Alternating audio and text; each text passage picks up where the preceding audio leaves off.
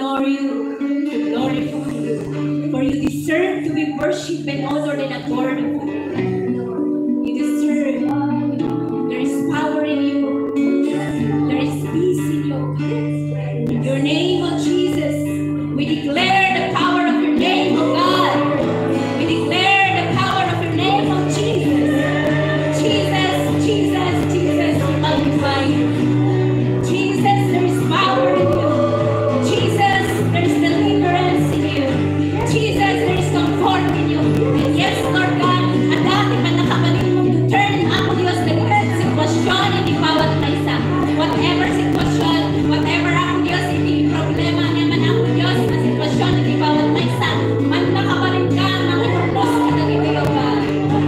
Yes, we declare that you are the God who is in control of everything. We declare that you are the God who is powerful and sovereign. Take control of our life. Take control of everything. Manay tayo. Manay tayo.